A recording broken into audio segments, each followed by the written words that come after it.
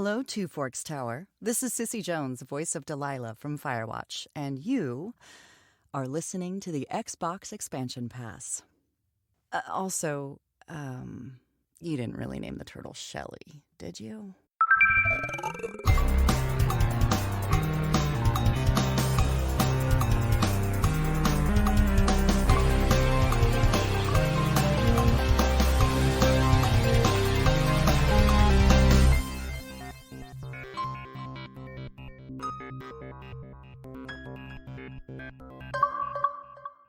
Welcome one, welcome all to episode 65 of the Xbox Expansion Pass, recorded on Sunday, January 10th, 2021. I am your host, Luke Lore, the Insipid Ghost. In this episode, we sit down with voice actor Shelby Young about her time in the gaming industry and beyond it, as she portrays main characters, supporting roles, and does ADR work. AA batteries have become a talking point in the past week for the Xbox gaming space, and Gotham Knights will feature a redesigned Gotham City thanks to a new co-op style of combat. Enjoy. Yet another week of gaming is upon us and behind us. Welcome to XEP, discussing all things in the gamerverse as they pertain to the Xbox ecosystem. And as I am wont to do each and every week, I want to start off this episode by talking about people who have made my gaming week better. And this week, I want to offer words of thanks to anyone and everyone in my social media timelines who took the time away from gaming and used their voices well to call out the terrorists that were descending upon the United States Capitol and really taking a break from gaming. I saw brands take a break from discussing gaming. I saw content creators stop discussing gaming. I saw gaming companies stop talking about gaming to call out the hate groups that were descending upon the Capitol, to point out the responsibility and required responsibility that anyone with a voice has to condemn hate, condemn those who would not use their political powers for equality. And it has been a very tumultuous time these last few years in the United States as hateful rhetoric has been enhanced and really given new light. And seeing the voices that were on my social media feed combating that and working against that offered me just a little bit of hope, and hope that maybe wasn't there a few months ago. And I'm very appreciative of that. And make no mistake, if you are listening to XEP and you support those hate groups that have been enabled by Donald Trump and those that follow him, then you have no place here on XEP. If you do not believe in offering a voice to marginalized voices, if you don't believe in equality or diversity, you have no place here listening to XEP, and you're dismissed. You do not need to announce your departure. Go away. You are not wanted. It is very important that we consistently celebrate equality, diversity, and make sure that gaming is a space for everyone that would allow gaming to be there with anyone. And that's just how it simply needs to be. And so I wanted to say those words early on. I've said them before. I want to say them again and double down on it. Before we jump into this episode with the amazing Shelby Young and discussing the XEP news of the week, which is very, very slim pickings, I do want to let you know that we are on YouTube now. If you search XEP, or sorry, if you search the Xbox Expansion Pass on YouTube, you can find this episode and all the episodes from 2021. They've started curating their very low maintenance way for me, but we're climbing up towards 100 followers over on YouTube, and to me, that's great, because that's not the main platform for podcast delivery. So I was really excited to see that people are jumping on board. Thank you so much if you have already. And if you've not, maybe consider subscribing to the Xbox Expansion Pass over on YouTube. Alrighty guys, let's now jump into the news of the week. We've heard very little in the way of gaming news because of the political strife that was going on. However, AA batteries became a talking point, and we got some news on Gotham Knights. And I'd like to start with Gotham Knights. That, of course, is one of my most anticipated games. I think Halo Infinite kind of wins that category of most anticipated right now, but Gotham Knights is surely close behind. I hope we see that game sooner rather than later, provided it is content complete and bug-free and enjoyable, I suppose. That said, we heard statements from the producer Fleur Marty. I'm afraid I don't know how to pronounce his name properly, but he was speaking to Games Radar, and he discussed that the entire combat system for Gotham Knights had to be redesigned away from its traditional Arkham-style combat to account for the fact that the majority of the game is capable of being played in co-op. And as you have a co-op set of combat going forth, you have certain camera angles that you need, certain moves that need to be seen, shown, and the older Arkham-style Gotham City was simply too claustrophobic for it. So that means we're going to see an entirely new Gotham City. And that makes sense given that this is a new universe. It is separate from the Arkhamverse. And I like hearing that. It does encourage me. It also worries me a little bit because I'm so fond of that Arkham style combat, and we've seen iterations and variations of it. Darksiders had a variation of it ever so slightly. We saw Spider-Man PS4 and PS5 have variations of that combat, and provided the spirit of that combat style is maintained, then I'm going to be very, very happy. Mind you, I've not gone hands-on with it, and nobody that I know has, so maybe this is an entirely new thing, and it will feel different. But the director did allude to the fact that it will be comfortable for Arkham players, but that it is a different place altogether. And it does make sense. When I think about that Arkham-style Gotham City, it was a bit claustrophobic in some places, alleyways and staircases and rooftops that were not large. And because they were not large, I doubt you could see Robin and Nightwing or Batgirl and Red Hood battling it out against enemies without bumping into each other and getting in each other's way. Some of my favorite side missions in Arkham Knight and some of the DLCs were when you could do team-ups with Nightwing and Batman, and that was really, really cool to watch them team combat against different types of enemies, and I liked that, and I think that is what we're going to see more of in Gotham Knights. But to know that the combat's getting a redesign is exciting because you want refreshed ideas and new concepts. At the same time, it's like, oh, please don't go too far away from that combat style that I really love. And we've seen iterations. Like I do want to acknowledge we've seen that continuously be refined from, you had, what was it, Arkham Asylum, then Arkham City, then Arkham Origins, and then we made it all the way to Arkham Knight. And there were subtle differences from each one as you went on. But bottom line, man, Gotham Knights, that teaser we saw, the gameplay we saw a while back, looked great. I'm a huge Batman fan, so much so that, I love playing as Batman in Fortnite. I'm always reading the comic books. I need a new tablet just so I can read more Batman comic books. I'm stoked for seeing Ben Affleck's Batman be realized in the Justice League remake. I'm excited for the new Robert Pattinson Batman. We got news of Michael Keaton, perhaps returning to the DCEU in a more permanent capacity than we previously thought, so we may even down the line get a Batman Beyond. I'm the guy that wants to see Ben Affleck continue the Snyderverse Batman, see Michael Keaton continue and help create Batman Beyond, and have Robert Pattinson making that grounded, real-world esque type Batman for Matt Reeves. I want it all. I just love that character. I love the versatility that the universe offers, and I want to see them all coexisting. I mean, why not? We've had multiple Supermen for a few years. We had, Henry Cavill and the gentleman Tyler Hoechlin. I always mess his last name up, and it embarrasses me whenever I do. But from the CW universe, we had two Flashes. Like I think it's great to have multiple variations and versions of a character because everybody deserves to see themselves in their hero, and some people absolutely loved, the Flash CW show. Other people liked the ideas that maybe Ezra Miller's would have brought forth. And then the comic version is very different from that also.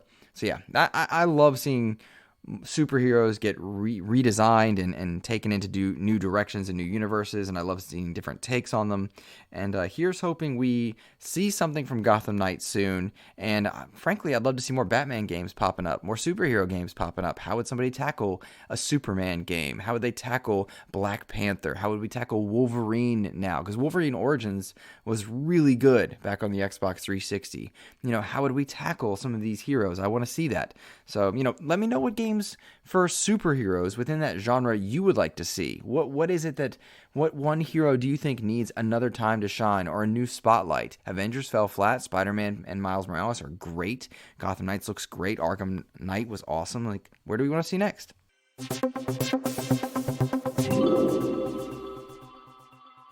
Because the gaming news was so dry in this past week, one of the conversation points that kept making its way around the Xbox gaming space was that of AA batteries and whether or not Microsoft had a particular deal with Duracell that meant the Xbox Series S and X controllers could not have a rechargeable battery pack built into the controller. And then that led to conversations of whether or not you like having AA batteries in your controllers, or detachable batteries, or rechargeable, or whatever the variations that were therein.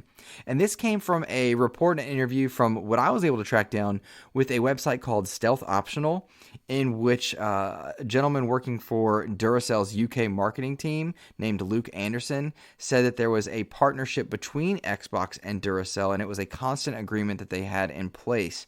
And this led to more execs and PR people weighing in on this long-term deal between Microsoft, specifically Xbox, and Duracell. And that's a deal that's been long-standing, seeing Xbox controllers in Duracell commercials, seeing the Duracell batteries be packed in with Xbox controllers, all over the world. It makes sense, but it is interesting to think that a deal has locked out technology options for a controller. And as to whether or not that's true, it's still a bit muddled as to whether or not that's clearly the reason that in 2020 and 2021 we don't have just a strictly rechargeable battery similar to the PlayStation 4 and 5. I chuckle at this argument because people have often asked me, do you prefer the batteries? Do you not? And many times we default to agreeing that at least we have the option, and having options is a good thing. Frankly, I am not in that camp. I would much prefer that it be a rechargeable battery built into the controller so that there was no question as to what was going on. The idea that AA batteries don't have a drain on them like rechargeable battery packs is true, and I do recognize that. However, batteries like AA's, AAA's, C's, D's, etc., those are really bad for the environment, and I would like us to keep moving away from it. That said, lithium-ion batteries are also really bad for the environment, and so that kind of makes me cringe a bit too when I think about how that goes. But when it comes to strictly gameplay, I like the idea that I can just plug my controller up and it's good to go, or I can just rest it on a rechargeable spot and it's good to go that way. Kind of the chemical interaction, I don't really care about it. I don't ever want to be playing a game where my batteries die and I have to get up and run around the house trying to find a set of AA's somewhere, somehow, right then and there. It's not really my jam. I use an Elite 2 controller quite often. That's kind of my main controller, and that one is one that you can recharge easily. It's got a built-in rechargeable pack. And I have the Sonic Blue controller. It's not called Sonic Blue, but it looks Sonic Blue, that I bought at one of those battery packs for the Xbox Series S and X that I just now use for that. So my controllers are rechargeable, but I don't think I've used AA's except in an emergency situation with a third controller at various points. And I don't think I used AA's ever except for in a TV remote. That's kind of a strange thing now that I think about it. Whereas I grew up on batteries, everything. I remember my Sega Nomad just destroying batteries. I remember my Game Boy would last forever, except in the car. It would always die in the car because you had to have like 48 attachments to your Game Boy, particularly at night. And these young kids these days, they don't understand what it was like to live without a backlit screen, or if you had a backlit screen system like a Game Gear or Nomad, you had to be next to an outlet and just use the plug-in, and that was how that worked. It's funny. It's funny how technology changes us now. I don't even have a cord to plug up my phone. I just lay it on the charge pad next to my bed in the evening, and that's how I charge my phone. It's just interesting to think how we work on this one. And all of these debates and all these thoughts came to my mind because of a report out of a website about Duracell and Xbox having a long-standing agreement. It's a funny one. It's funny. Let me know what you think, though. Do you like having AA batteries in your controller? Is it something that's valuable to you? Would you rather they all be rechargeable? I mean, certainly a number of conversations were making the rounds as far as the DualSense 5 and some of its features and whether or not Xbox should adopt those. I didn't really care. I didn't really fall into the category that said they had to do it, particularly because they're working in the xCloud space where they're trying to be on as many screens as possible, and that might be a thing that's very difficult to put into a Razer controller attachment for your phone, or having unique types of controllers for different TVs that are coming out down the line. I didn't really feel the need for a redesign, but I really like the DualSense 4, 5, DualSense. It's just a DualSense, whatever. Names are dumb. Goodness. All these talks about charging and controllers and what's good, what's bad. In a dry week of games, it was kind of fun to have something as silly as that be something that we cared about and worried about. So let me know what you think. Insipid Ghost on Twitter.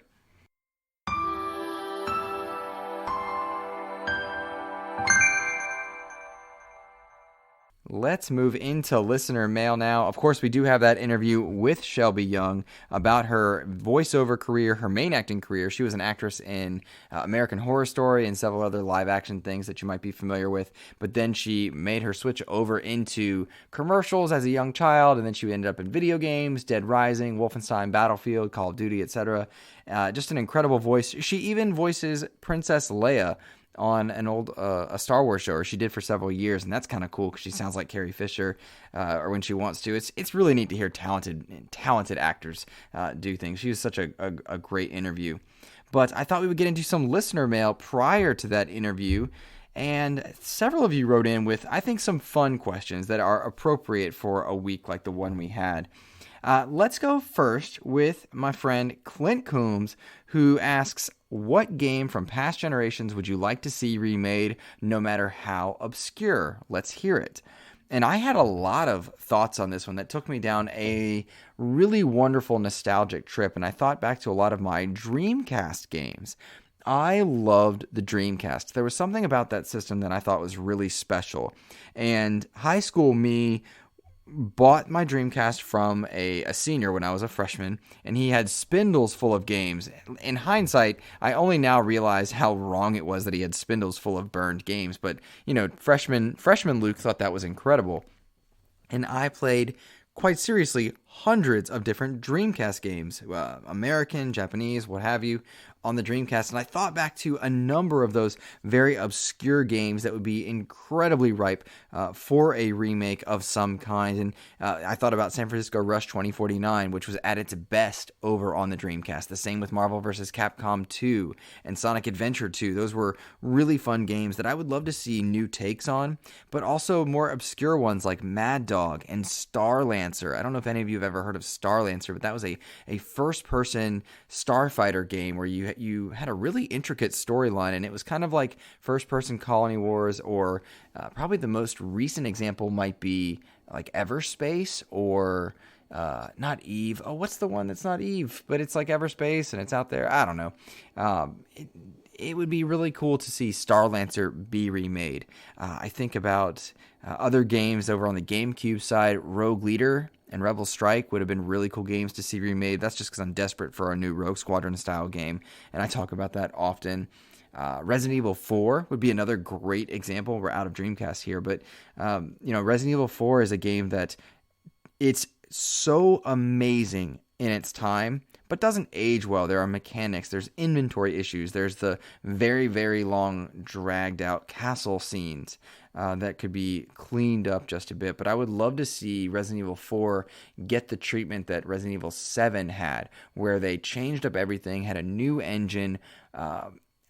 When I think about Resident Evil 2 and 3 remake, 2 got a lot of love, 3 felt rushed. I want to make sure that Resident Evil 4 gets a lot of love in its remake. I would love to see that an open world version of that village, and watch how that works and operates. That would just be a wonderful game that's ripe for remake. And then there are other games that maybe weren't that great back in their time, but I'd love to see a second shot at. That Obi-Wan game for the original Xbox, I never got to play that. I would love to see a way to play that game old school style, but then also see a remake of it, because we got the new show for Obi-Wan coming out. Why not? Hey, we're having fun here. That'd be a good time. But there's so many games that I would just love to have newer versions of. One of my favorite PS1 games is a game called Future Cop LAPD, and I don't think it's the right time at all to be remaking a game about law enforcement, for sure. But I really loved that video game, and they had a tower defense mode that was entirely separate from its campaign, and I would play that for hours on max difficulty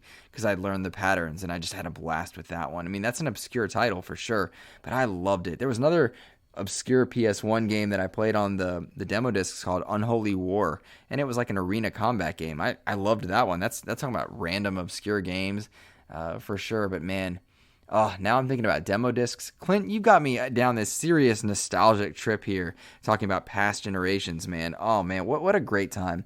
The 3D era could use a lot of remakes. There, no doubt about it, because there were some great games and great experiences that we had in PS1, PS2, Nintendo 64, Dreamcast time, where the game just doesn't age well, right? But the ideas are there, and the gameplay was fun at different points, and I would love to see that. I mean, it's just, yeah, I mean, Star Fox, I'd love to see that come back, and yeah, there's definitely some love that needs to happen to those PS1, 2, and whatnot, 3D era games, for sure. Great question, Clint.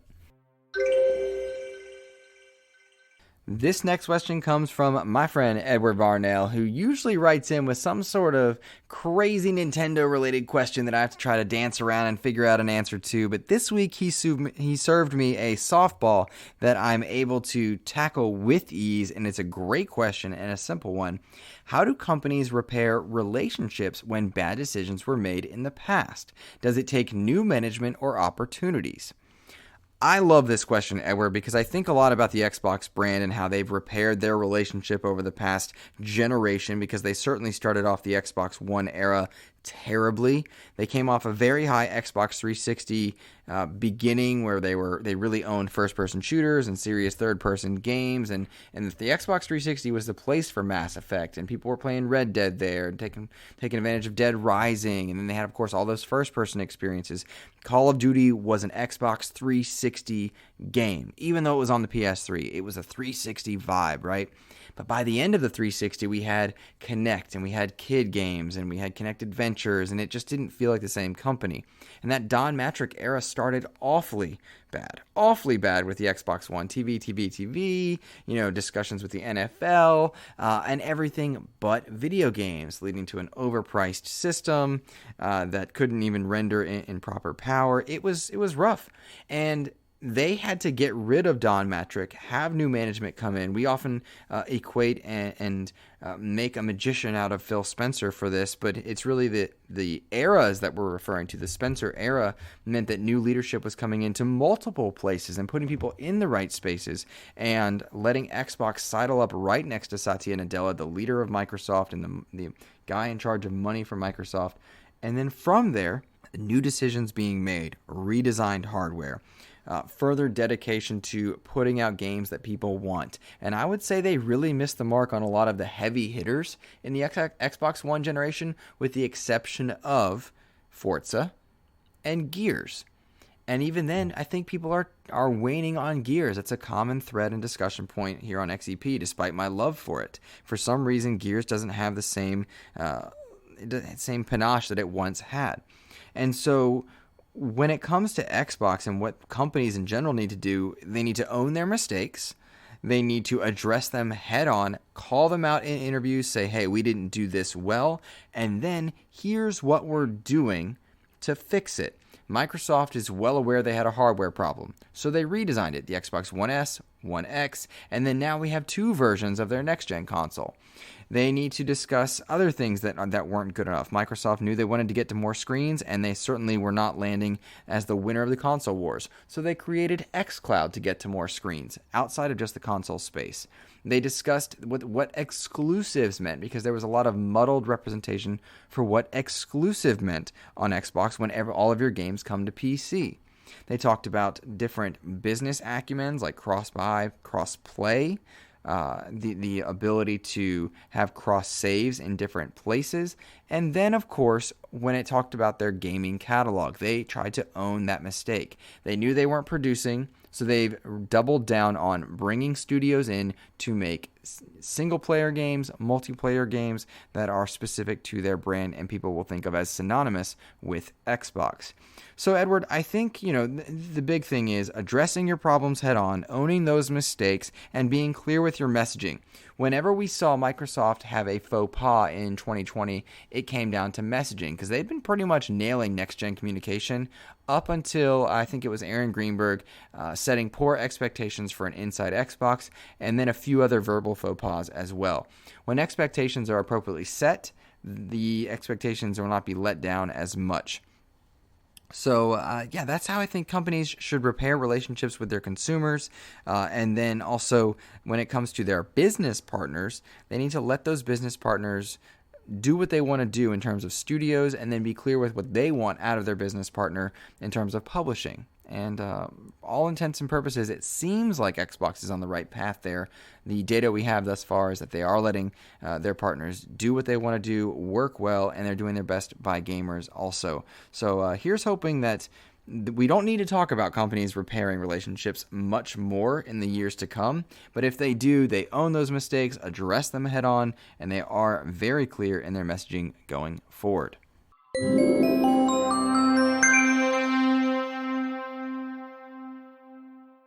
The last question this week comes from my buddy, Mr. Famous Seamus. He says, "So I just beat Hades for the first time, and it felt good. What games gave you a satisfying feeling of accomplishment once you beat it?" That's a fun one. This is another nostalgic trip, similar to Clint's question, Famous Seamus. I think back, I have very fond memories of rolling credits in Metal Gear Solid 1. Because that was the first true story game that I think I beat. You know, I mean, you can beat games, but an arcade experience is very different than a story experience. And I remember staying up very late, beating Metal Gear Solid, and hearing the very long, very moving speeches that the characters would make as it went, hearing the music, and young Luke trying to process what those meant. And I had a sincere sense of accomplishment when I got the ribbon at the end of Metal Gear Solid. The same feeling with Metal Gear Solid 2, though I was still a little bit confused. Let's see, feeling of accomplishment. Halos 4 and 5, beating those on solo legendary, like lone wolfing it. Both of those were really great, powerful experiences for me to finish because they were so challenging, and I was just so proud that I'd beaten them. More recently, Ori and the Will of the Wisps, beating that game was emotionally charged because of its storyline, but also just it's a difficult game, and I was very proud to have beaten it there. And I think really when I play a game, I roll credits fairly often because I now in my current form I like to play them on easy or normal. I don't ever really bump the difficulty up. I think beating God of War was great. I had a wonderful feeling when I beat God of War, but beyond that, nothing else stands out past that. In general, I like to play games on an easier mode and just have an easier time with them. But great question, man. That's a fun one. I like it. Alrighty, guys. Before I roll you out over to Miss Shelby Young, I want to remind you to check out XEP over on YouTube. You search the Xbox Expansion Pass and it will show up. I'd love to see those subscribers rise there. Feel free to share this episode over in your social media space. That helps me grow the show, and I do appreciate it. And keep an eye on my social media this next week because I have another Game Pass for PC code donated by my buddy James Suddy to divvy out as well. Thanks, guys. Enjoy the interview with Shelby Young. Take care.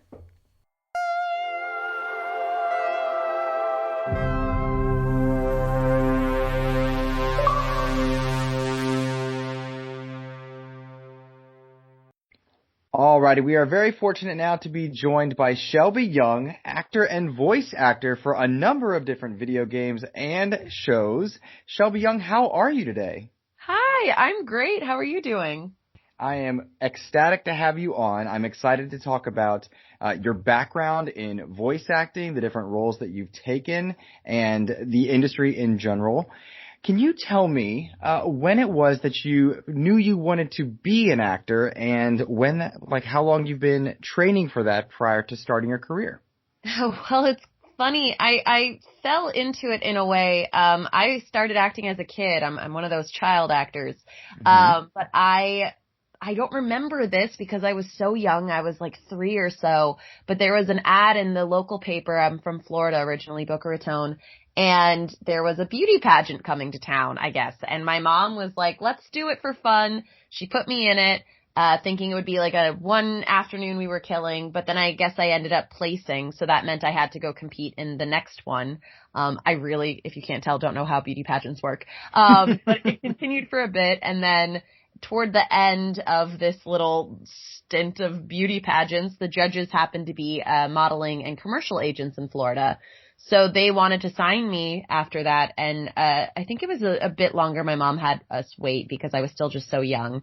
But when I was about almost 5 is when I feel like I started with commercials and modeling.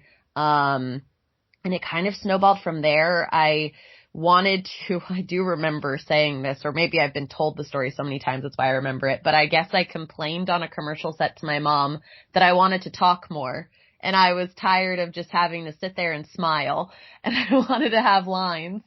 So we started, I guess, looking for ways to break into film and television was kind of the thought. I was also really interested in theater when I was younger. So, sorry, my cat is knocking things off. No, Simba, no. Animals, gotta love them. Animals on podcast is par for the course in 2020 and now 2021. So feel right? that not. No, it's so funny. As soon as she hears me talking to someone else is when she needs all the attention. When I'm just sitting here doing nothing, she doesn't need anything from me. But anyway, long story short, that moved into then I started focusing on theater and film and television. We ended up making the move to New York. Going back and forth between New York and Florida wasn't too hard of a trip. And then while I was out there, I guess for a while really focused on theater, I just started finding a bit more success when it came to like independent films and some episodic stuff. So my agents were telling my mom and I we should go out to California, and I'm really glad we listened. So I moved out to LA when I was just about 13, and I've been out here since, just building my career.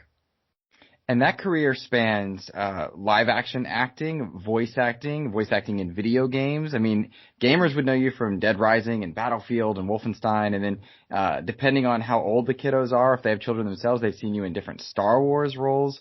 That has to be a thrilling thing to span so many genres within your own field. It really is. I really enjoy getting to kind of test the waters in so many different genres and finding like, oh, I really love doing that, or, oh, that was interesting. Those sort of projects and moments. But I really have found myself in love with voiceover.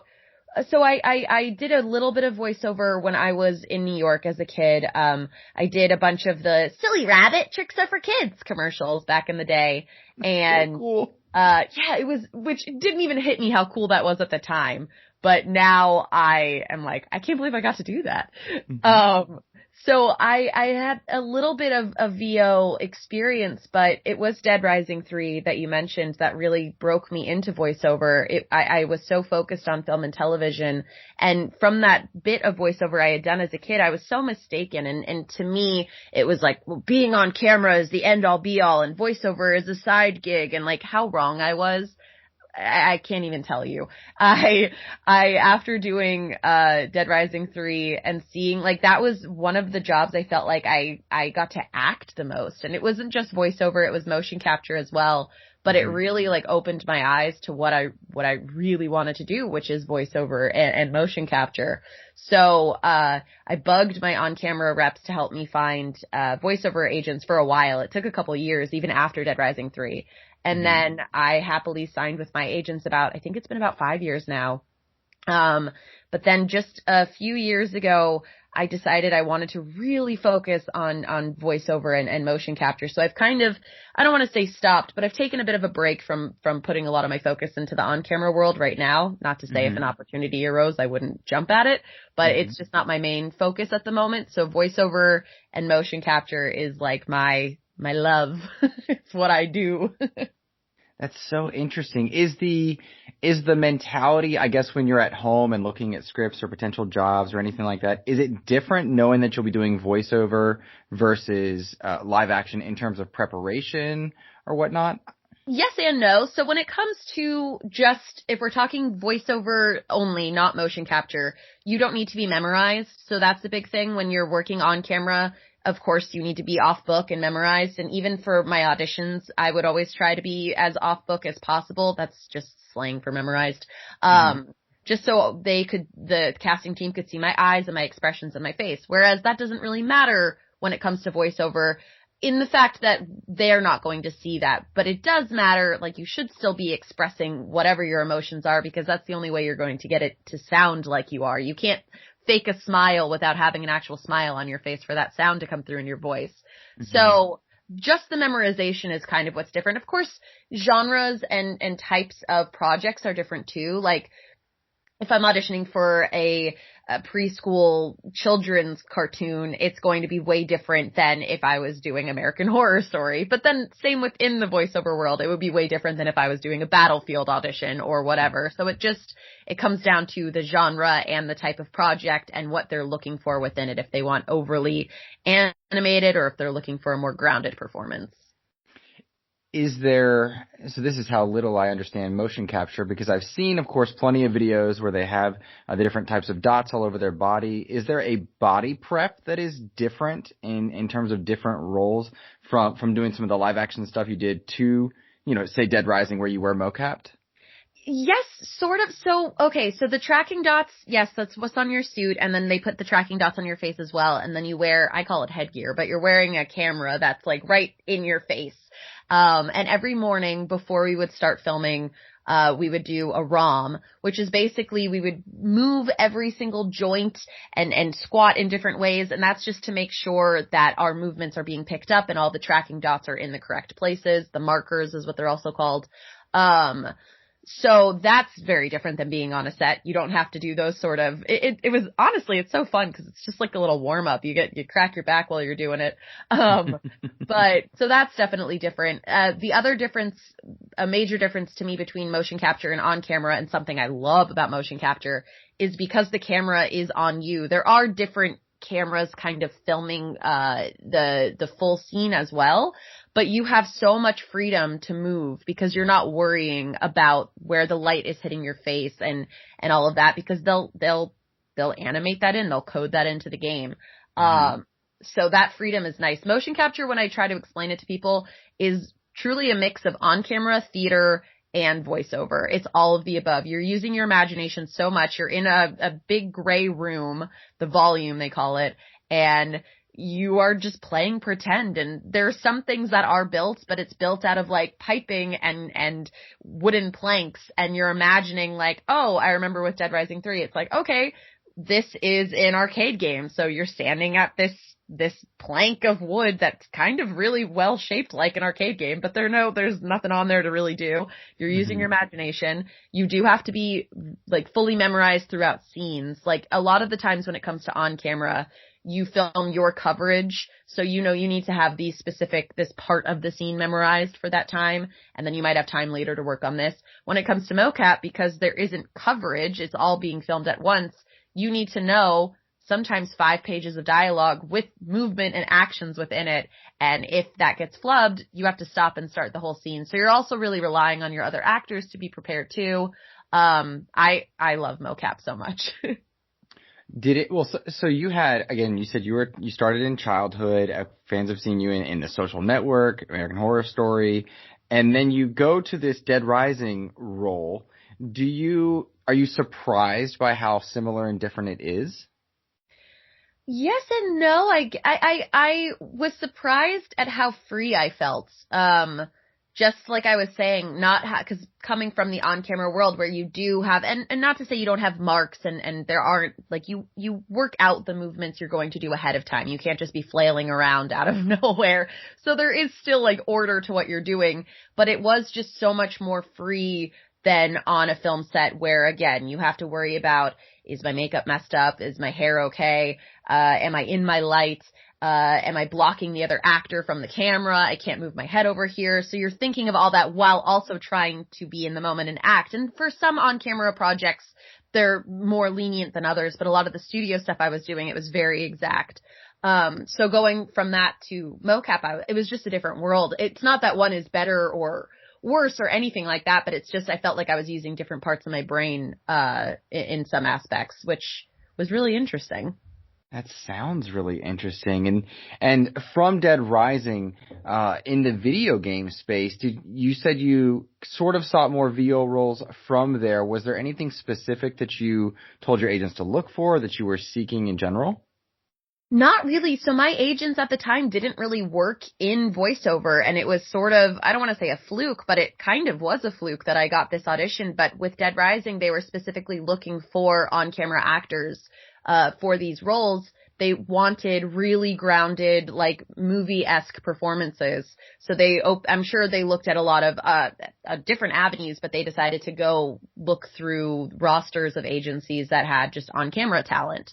So that's how that came about. I did get every now and then a couple different things through my on-camera people that was related to voiceover, but it was usually really high-profile stuff that for the most part celebrities ended up voicing. So it was fun to audition when I would, but it was kind of in the back of my mind of like, I don't think I'm going to book this. And then you would see who booked it and it's like, yeah, I see why. But is that a common thing? With what? Well, I apologize for interrupting, but it's you're so fine. As you described that, auditioning for a certain role, but almost expecting or not being surprised that it goes to some major celebrity. Is that something that's common? It depends on the program. Honestly, it's not that common within VO in general, but there are certain companies or certain projects that if you look at their past work, it's usually celebrity voices that they use, at least for the titular characters. And I didn't know enough about voiceover at that time. So in my mind, it was like, well, this is going to Tom Cruise and it's going to be all celebrity voices.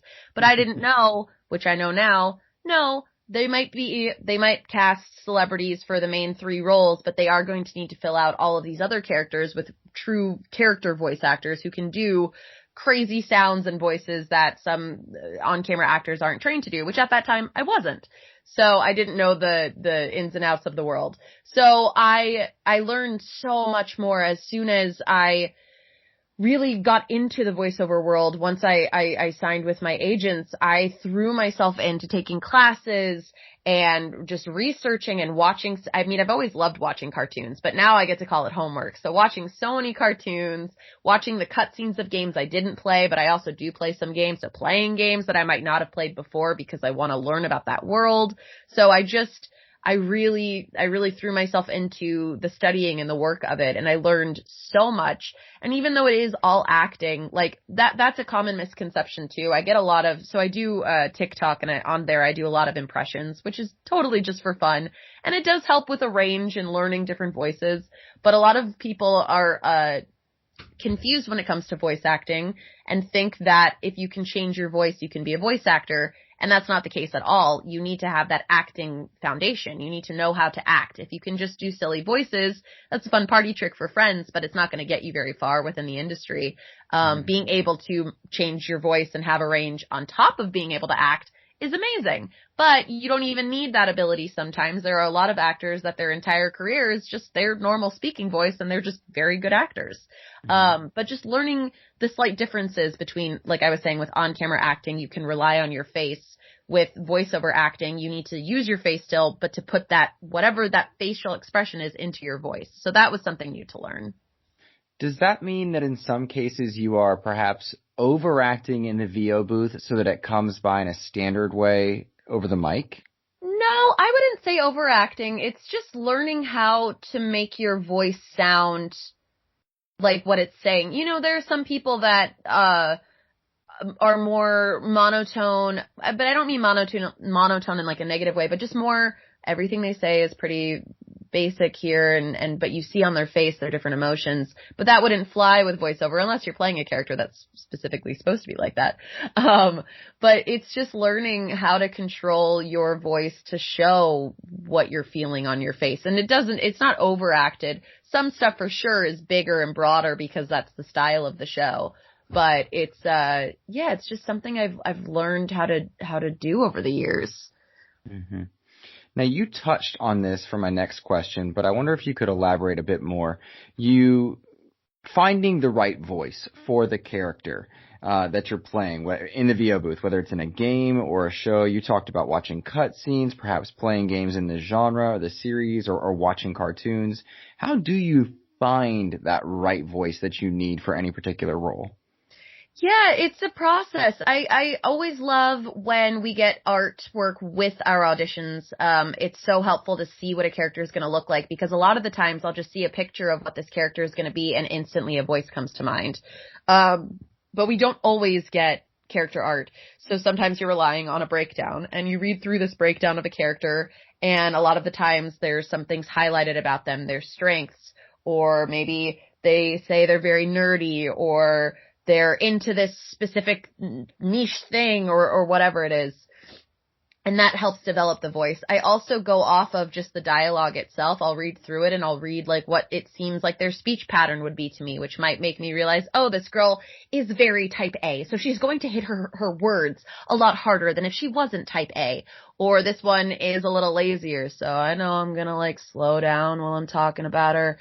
But like also she's 12. So maybe her voice is a little bit higher, but it's still just slow because she's lazy. And just you find those little things within the dialogue and the breakdown. And at least for me, that's how I work. And I kind of go from there and see what fits, what I like. That's so cool. Oh, that's so much fun to listen to. So, okay. So let's talk gaming wise. Battlefield, yes. Wolfenstein, and then Wolfenstein, one of your roles, in Wolfenstein II led to a bigger role in, Wolfenstein Youngblood. Talk to me about your experiences, in the Battlefield franchise, and then we'll jump to Wolfenstein. Yeah, of course. So with Battlefield, it was just an audition. Pretty much every role I've gotten, it's a similar story. I auditioned and I was very lucky to book the role. But with Battlefield, the character changed a few times throughout it. When I first auditioned, there was a specific prototype that they did want. Funny that I've mentioned the type A thing. They wanted a very type A student. I remember the audition scene was, I was in a class kind of arguing with my teacher with this really intelligent argument about what he was teaching. So that was the first round. I then got asked to read it again, and I think the dialogue had changed at this point. I'm not sure, but they just wanted my normal voice. So I was like, oh, okay, great. Which sometimes it's funny, acting in my normal voice is harder than a character voice because I don't know what it is. Like even when I listen to voicemails, I'm like, oh, is that what my voice sounds like? But then as soon as I do a character voice, I don't mind hearing my voice in the project. Mm-hmm. So that was funny, but I did it my regular speaking voice. And then I ended up booking the role, which was awesome. And so we recorded, and then they changed a few things in the story. So we went back in and I worked on it for, it was over the course of a year, but I'd say I went in about 4 or 5 times to record my portion of I think it was called Avanti Savoia was my portion of Battlefield 1. And that was it. And it was awesome. It was back in the old days when we could be around other people. And I was in the actual booth with the person playing my father, and it was really fun. That's also true on that front. I miss those days of seeing people. Yeah, I miss them a lot. I'm an extrovert. I'm suffering and I'm an introvert, so I'm ready to go see people. So it's bad. Mm-hmm. So you say you go back for a few kind of changes to the script. You go back and record a few times.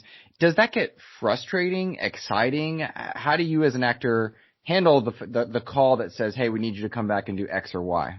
Oh, never frustrating. It's so fun. I love working all the time. I don't even care. I mean, thankfully this has never happened, but even if they were like, hey, your performance was shit, we need you to come back in, like, I'd be happy to go back in. No, I love getting to go in, and it was really fun being a part of the whole storytelling process and like seeing how it changed, because it wasn't anything crazy drastic, but just seeing how it went from this beginning idea and then where it ended up. It's so fun to be a part of that journey. So no, but you always go in. So just to explain with video games, especially, you go in multiple times always. Pretty much for any project, you go in multiple times unless you're a guest star on an episode of something that you can usually knock out in one session. But even then they might have pickups because there's always, not always, but there can be issues with mic sound, or they decide they want this line to be slightly different. But it's great to get to go back in. And then with video games especially, not with Battlefield because I didn't have any fight sequences, but you have to go in for these long effort sessions especially if you're a player character, but if you're a character that fights at all, you have sometimes days of just grunts and screams and fight sounds, because I'm in a union, I'm in SAG-AFTRA, so we have rules on how long a session can be in a day. So for efforts, it's usually just a 2-hour session. So that's why it's broken up into different days. And that's to save your voice, because I'm actually raspy today because I was recording something last night that was a lot of screaming, and that happens. And thankfully I have a weekend to let my voice heal. But if I had another job today, I know my range isn't where it normally is at, and my high voice is not as good as it normally is. So you need to know, A, what your limits are. You also want to make sure you're not hurting yourself which I did scream a little too much last night. And knowing that you have time to rest your voice is really important too. Okay, so before we get to Wolfenstein then, how do you do that self-care for your voice? Is it drinking tea? Is it just being quiet? Are there exercises? All of the above. It's staying hydrated 100%. I mean, tea is great. It doesn't have to be tea, just drinking a lot of water. I do like some teas though. Avoiding, like, if you know you're going to be doing an effort session, avoiding alcohol before, like the night before, obviously before, because usually it's during the day, and if you're drinking then that might be another issue. But, avoiding alcohol, avoiding any dairy products beforehand. Really? But yeah, what'd you say? I said, really? That just surprised me. Dairy. Huh. Yeah, dairy causes a lot of phlegm. So it's not a matter of like hurting you if you have dairy. It's a matter of your sound is going to just be very phlegmy, which is, unless they want that for the character, usually not a great thing. Another trick is if you feel like you're getting these like mouth sounds, like if your mouth is dry, sometimes water or tea doesn't even help that, but biting into a green apple actually helps with mouth sounds and dry mouth. So that's a fun VO trick.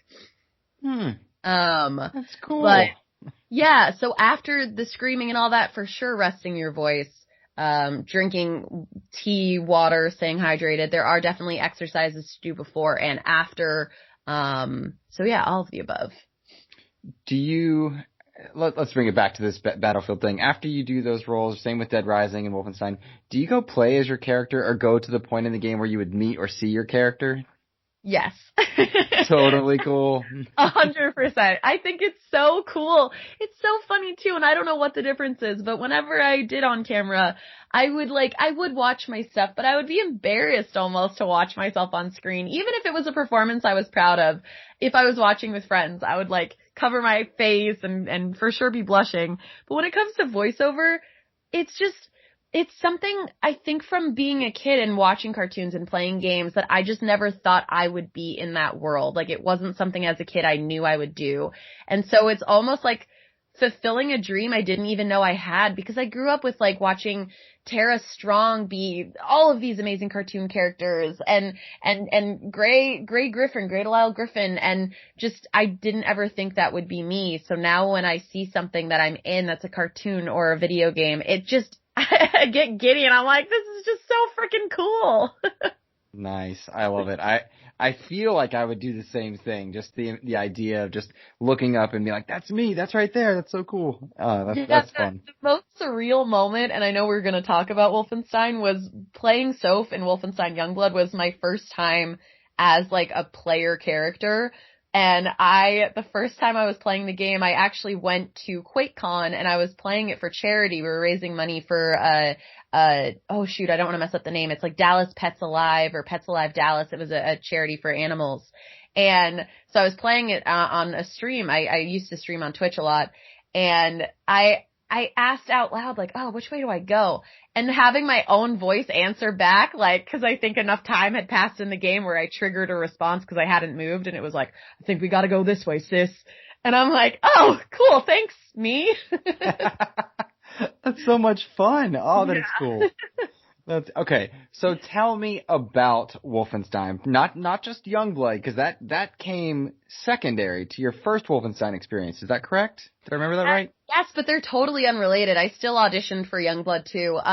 But yes, I worked on the second Wolfenstein, the new Colossus.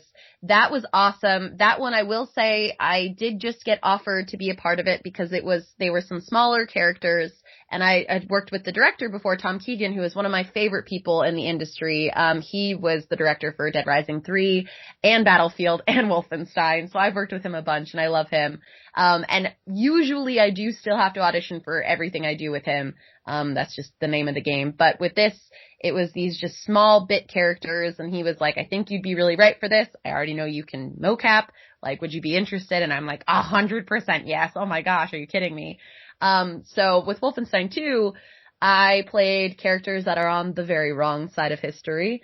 Mm-hmm. And one of them was crazy because this was the first time I had a character that they actually had look like me. So it was my face in the game, which is crazy. And watching it back, it's so trippy because it's me, but there's like that slight I don't want to say uncanny valley, but there's that slight, like, it's not human because it's a video game character, but it's my face. So it was trippy for sure to see it the first time. But it was so fun being on that set, and I was only there for a few days because, again, it was just two smaller characters. I played a character named Minnie Smith, and I'm just having a conversation. If you're walking around listening to people talking on the street, you can listen to my conversation with my aunt. And then I play a script supervisor on a talk show, and I'm in the back room, and we all get held up at gunpoint by BJ and the team. So it is funny knowing I played those characters and then getting to go and be BJ's daughter in the next game. was pretty wild, but totally different voices, totally unconnected, different characters. And again, the audition process for Soph was a lot more intense because she's a main character. It's her and Jess that you choose to play between. So I went in for that first audition, and I told this story at LA Comic Con. We did a panel, but Tom reached out to me ahead of time and asked if I had boxing experience. And I said, yes, I do, which was a lie. And as soon as that email happened, I was like, okay, he's going to bring me in to audition for something. I didn't know what it was yet. And I put myself in a boxing class. So I got a trainer and I started learning how to box because I was like, I want to look like I know what I'm doing when I go into the audition. And I'm glad I did, because I did have to like fake box this. I mean, there wasn't actually anything there, but it was supposed to be like a sandbag that I'm boxing. And I knew how to throw a punch then because I had just learned. So no one knew. And I didn't tell Tom until that LA Comic Con panel. And he was like, what? That's awkward and awesome at the same time. You gotta do what you gotta do to get the job sometimes, man. Even if it's a little white lie like that where you can, like, I don't recommend lying about things that can get you seriously hurt, but I also knew I was gonna have a stunt double for the really intense fight sequences. And I was like, I just need to say yes and fake it till I make it, and I learned how to do it, and it all worked out. But, so Soph is a boxer. She's a really fun character. But the first round of auditions, she was a lot more serious. And then when they brought me back for the callback, they actually added in that they wanted me to have a signature laugh as Soph, and they really wanted something that was like a female version-ish of Seth Rogen's laugh was the prototype. So that's where my like came from. But it was just so cool. So I had the callback. And then a few weeks later, I got the call that I was going to Sweden to film it, which was a freaking dream. We filmed that game. It was their first time filming the games in Sweden because the previous games had been filmed out in California, and we became a family. I was out there. It was because Youngblood is kind of at least how it's been explained to me. It's funny when you're an actor, you don't get all the information at all, but how it's been explained to me is it was a shorter game than the usual games because it was more akin to New Blood, which was like an interim kind of project, I guess. So because it was a shorter game, we were only in Sweden filming for about 2 weeks. But then we were in the booth recording in-game stuff. So when you film, motion capture, you're filming just the cutscenes, not the actual gameplay itself. Mm-hmm. So all the gameplay is either computer animated, or they probably did have some of the stunt team at least modeling some of the movements, because they're trained in how to actually hold guns that I do not know how to hold. But so we were in and out of the studio for about a year after that, recording in-game dialogue, doing some ADR pickups, which is basically the dialogue either wasn't captured clear enough or there was a sound or whatever. So we'd have to match the lips to fix the dialogue. And then a lot of, like I was saying, the efforts and the screams and the whispers and the commands and battle and all of that stuff. So all in all, we worked on this game for about a year, maybe a little more than a year. Mm-hmm. Well, that's again sort of answers my next question as well, because I'm I look at your resume and I'm seeing, Call of Duty Black Ops Cold War for additional voices, then something like Paladins where you're doing a very specific thing, and then you have Wolfenstein Youngblood where you're doing a year's worth of filming, and then all the while, in between some of that, you're playing a super iconic character like Princess Leia for a Star Wars franchise. Is it difficult to go between all these different types of voice acting? Do you enjoy one particular type more than another, a character prep more than another? No, I love it all. I know that's such like a Miss America answer, but I love voiceover. It's my obsession as well as my job. I don't know what I would be doing with my life right now if I wasn't doing this. Like, it brings me so much joy, and getting to switch between characters is one of the things that I love about it so much, that I can play, yes, Princess Leia, which is a dream, or I can voice a little boy or a pirate, or I just, the range, or not the range, but the possibilities are endless as long as they are within my range. I'm definitely not going to be voicing Optimus Prime anytime soon. That's out of my range. But I know I'm grateful for the fact, and again, it's a lot of training too, that I do have a pretty broad range, and I can play babies crying to elderly women. Like, so being able to stretch those muscles and play, like, it on top of work, it really is play. It's so much of your imagination. I love getting to switch between, like I was saying, preschool shows and gritty games and everything in between. It's just so much fun. I love hearing that, because in prepping for the interview, as I looked through all the various projects you have publicly worked on, they cross so many commercials, live action, voice acting, and then voice acting within all of those different spaces. And it sounds to me like you just genuinely love that world of performance. Yeah, I do. There isn't like a favorite at all. I love creating characters, but yeah, even commercial work is so much fun. I love getting to, because usually then it is, you're using your real voice and it's like you're talking to a friend, and that's so much fun. I also do looping and ADR, which is where I bring background actors to life in scenes and movies and television shows. So I get to work on really cool projects and see things before it's done, which is always fun to see, like when things aren't fully rendered and it's CGI and whatnot. But there isn't an aspect of voiceover that I don't love. It's just, it is my love. So an unfair question, is there a performance that you look back on and wish you had done differently? Probably. Honestly, more in the on-camera world than the voiceover world. I don't know off the top of my head, but I guarantee there's been a time in my life where I've watched something and been like, oh, shoot, I should have done this better. But I'm also the kind of person where I really don't live in the past. I try not to. I do in like reminiscing and nostalgia. Like, I love thinking about fun times in my childhood and teen years, whatever. But when it comes to work, it's like, all right, that project's done. I'm not going to sit and worry about like, I could have done this or XYZ. Even when it comes to auditions, I don't like to do that. It's like, once it's out and it's done, and I'm excited about it, and I'm going to play the game or this or that, but I'm not going to harp on any of the negative parts because it's not going to help me anywhere. Of course, you can learn from things, and if there's something I saw that I did that I could think like, oh, I wish I would have done that, rather than sitting there and feeling sad about that. It's just, I know the next time I play a character similar, I might try this other approach that came to me after the fact. But yeah, I try just to always be moving forward and looking ahead. That's awesome. And I'd like to get you out of here on time. So my final question for you, you can be as tight-lipped or not. Are there any roles in the voiceover, mocap, or on-camera world that you seek to play, or that you would hope to play at some point in your career?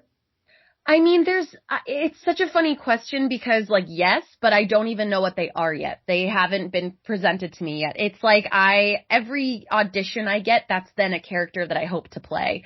So it's not so much I have my one, I will say, and I feel like many girls in the voiceover world that you ask this might have this answer, but like, to play a Disney princess one day would be a dream. Like, that would be technically you've done that though, Shelby. Right? This is true. And when that realization came out, I was like, oh my gosh.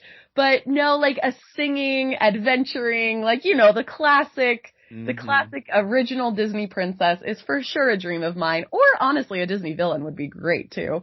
That's when I think of like a big broad dream. But otherwise, no, it's like I was saying, I am very lucky that I am auditioning constantly. That's honestly, I'd say 90% of my job is auditioning.